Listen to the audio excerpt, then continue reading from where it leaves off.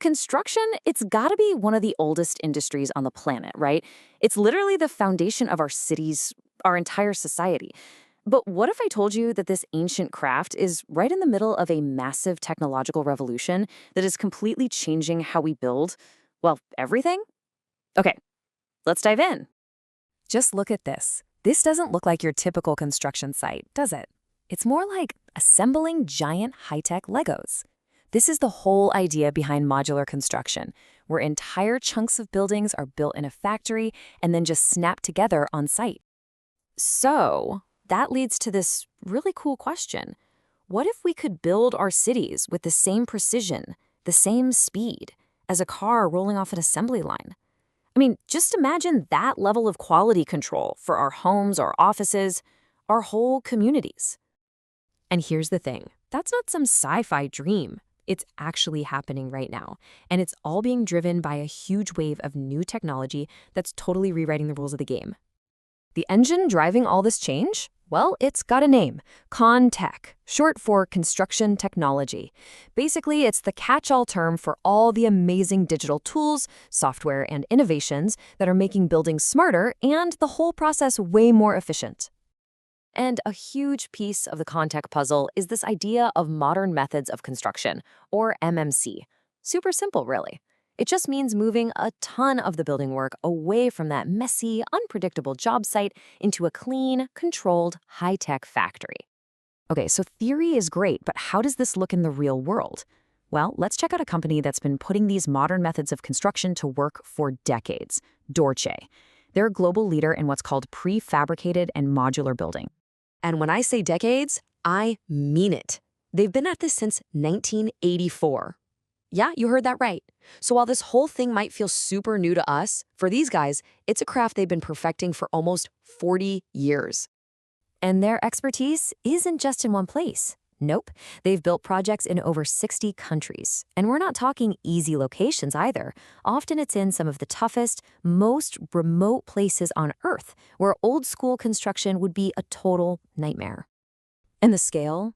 The scale is just mind-blowing. We're talking more than 12 million square meters of buildings.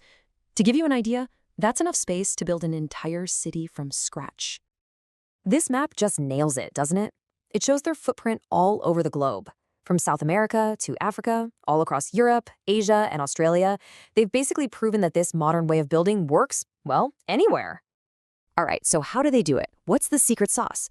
Let's dig into the smart blueprint that makes all of this technology-driven building actually possible. It all kicks off with a completely digital game plan. See, before anyone even touches a piece of steel, they build the entire thing as a super detailed 3D model on a computer. They can test everything virtually, making sure it's perfect for factory production. Then, that smart blueprint basically tells all the robots and software exactly what to do, with insane precision. And this is where those digital plans become real, in these massive, high-tech factories. Inside, every single component is made to exact specifications. No rain delays, no surprises, and the quality control is just on another level compared to a traditional outdoor site. But here's what's really, really cool. This whole revolution isn't just about building faster or more efficiently. It turns out building smarter also means we can build a whole lot greener. This says it all, really. Their main factory isn't just efficient, it runs completely on renewable energy. All those solar panels you saw, they generate 100% of the power that factory needs. It's a perfect example of high-tech manufacturing going hand in hand with being good to the planet. Their whole approach to sustainability rests on these 4 core pillars. So it's not just about green power. It's about pushing for a modular future, making sure we have a livable world for the next generation, really valuing human well-being, and actually investing back into the local communities where they work. And this isn't just talk, They've got the receipts to back it up. They were the first company in their entire sector in Turkey to get this major greenhouse gas certification. That's real proof that their commitment is the real deal. Okay, so the tech is impressive, the green commitment is amazing, but what about the actual buildings?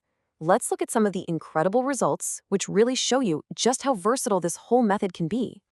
I mean, just look at the range here. On one side, you've got an entire residential city for 10,000 people, built for that futuristic NEOM project. And on the other, a super tough, highly engineered living quarters for an offshore platform, built to handle the craziest ocean weather imaginable.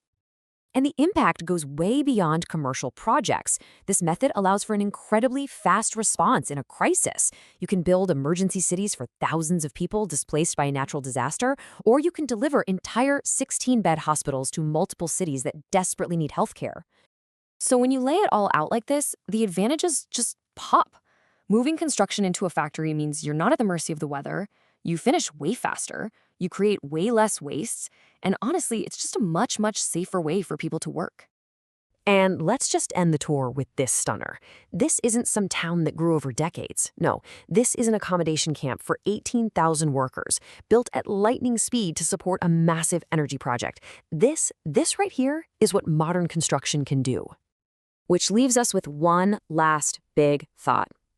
When technology gives us the power to build faster, greener, and with higher quality in the most challenging places on the planet, are we just looking at the future of construction, or are we maybe looking at the future of how we will all live and work?